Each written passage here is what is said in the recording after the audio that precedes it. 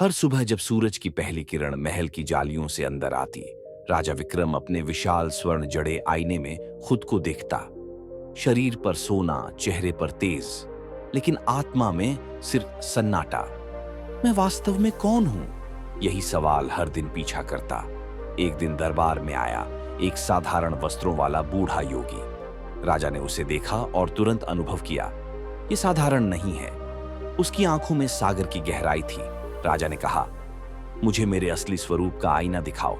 योगी मुस्कुराया, तू खुद को पाना चाहता है तो चल, छोड़ दे यह महल और चल पड़ हिमालय की ओर। राजा ने ताज उतारा, रेशमी वस्त्र छोड़े और साधारण चादर ओढ़ ली। महल पीछे छूट गया। साथ था सिर्फ एक मौन और मार्ग, बर्फीली हवाएं, चट्टानी रास्ते, भूख और थकावट। राजा टूटने को होता, लेकिन योगी आगे बढ़ता रहा मौन में। और राजा सीखता गया, शब्दों से नहीं, अनुभवों से। एक रात अलाव के पास बैठे राजा ने कहा, क्या मैं पागल हो गया हूं? योगी ने केवल आकाश की ओर देखा। तारों में उत्तर छिपा था। अंततः वे पहुंचे एक रहस्यमयी गुफा के द्वार पर। पत्थरों पर उकेरे मंत्र और भीतर एक तेज ऊर्जा का आभास।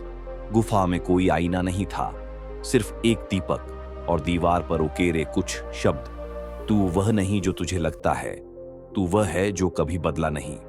राजा चुपचाप बैठ गया। धीरे धीरे पहचानें पिघलने लगीं। राजा, योद्धा, पुत्र, सब एक भ्रम। अचानक उसे भीतर जलती एक लौ दिखी। वही था उसका असली आईना। सुबह की पहली किरण गुफा में आई। राजा की आंखें खुलीं। अब वह केवल देखता नहीं था, वह समझता था। अब वह वापस लौटा। न कोई ताज, न जुलूस, बस एक शांत मुस्कान और एक नए राजा की ऊर्जा। अब वह सिंहासन पर बैठता, लेकिन अब वह राज करने नहीं, सेवा करने को बैठता था।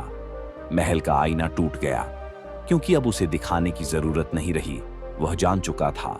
योगी चुपचाप जंगल की ओर चल पड़ा, जैसे सिखाकर मौन में लौट गया हो। एक दिन राजा तालाब के पास बैठा, जल में अपना प्रतिबिंब देखा और मुस्कुराया। असली आईना कभी बाहर था ही नहीं, वो तो हमेशा मेरे भीतर था।